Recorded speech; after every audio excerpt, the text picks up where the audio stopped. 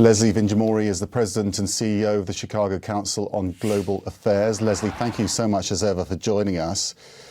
Thank you. This balancing act that the President is trying to get right, trying to work with Iran on one side, with Israel on the other side, Hezbollah somewhere in between. It was always an ambitious effort, wasn't it? How's he doing? Well, first of all, it wasn't always his intention. If we go back to the beginning, the president seemed to be fully aligned with Israel, in fact, following Israel into that initial decision that began all of this round, which was to launch those strikes. And now you're right, it looks like President Trump, for lack of an alternative, is trying to deter both Iran and Israel from launching further strikes. And that is a shift. To see this U.S. president coming down firmer, apparently, to hold the line with Israel is significant. And he's clearly in a bind when it comes to Iran, and so far has not accomplished what he set out to accomplish. So yes, he's balancing, but he's balancing not by design. I think he's balancing very much from a point of real weakness with those major actors in the region. And then, as you well know, from increasing weakness at home, by some accounts, he's as low as 35% approval rating only domestically, with more than 80% of Americans thinking the war is not good, more than 60% thinking that he needs to do more to get a deal. And here's the clincher, the beginning of some movement in Congress to try to require, albeit weekly, this U.S. president to look to Congress when it comes to using force and declaring war and executing a war.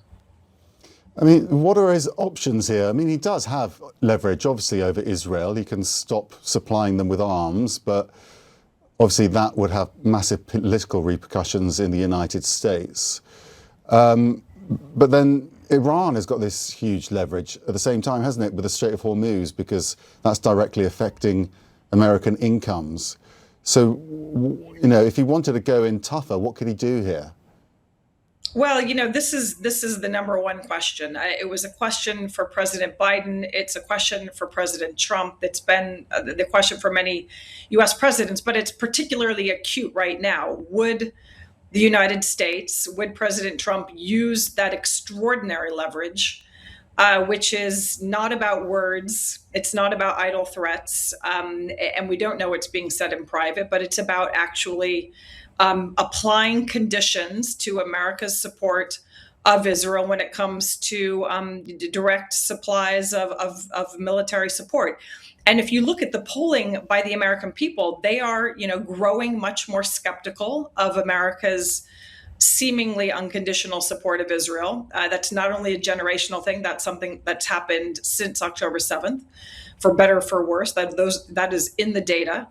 On the question of Iran, Iran has that leverage, as you've said. It knows it has that leverage, it has more strength, but it also wants things, right? It wants those assets to be unfrozen. It needs those sanctions to be lifted. There is real suffering, and of course it's deflected primarily onto the people, not to the regime, but still everybody has an incentive to have the status quo stopped. But Iran is now effectively linked the question over governance of the Strait of Hormuz, opening that up, and to the Israel complying with the ceasefire when it comes to Lebanon and Hezbollah. And that linkage just makes President Trump's position even more difficult, because now he can't pretend that there's a separation. And that does put him in a position where he's going to have to think through very carefully what cards he's willing to play when it comes to this double act of deterrence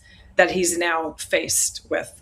Well, he does famously always think there's a deal that can be done. There probably is a deal that can be done, isn't there, Leslie? But, when is a good deal a good deal? For Americans, that's going to look very different from what it would look like from Israel or indeed Iran.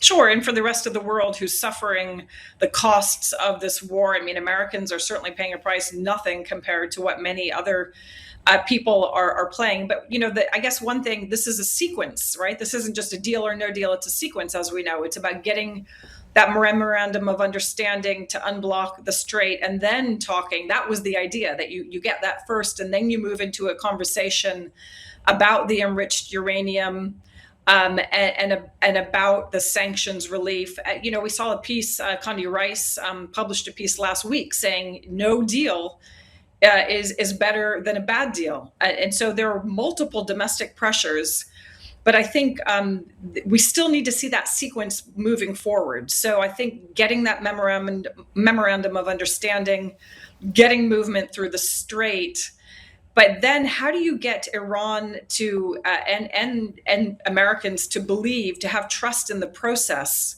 that you can sequence things, that there will be a credible commitment to that sequencing, and that the U.S. can get Israel to hold the line. Now, the fact that they're holding the line just in the last several hours is good. It's a first step. How long will it last? If these uses if this sort of escalatory violence, if there's a return to that, it gets that much more difficult. And yet seemingly everybody, almost everybody has an interest in moving this process forward. Not all individuals necessarily have an interest. And therein, I think, lies the dilemma. Yeah, that's what makes it so complex, isn't it? Leslie, thank you so much for joining us as ever.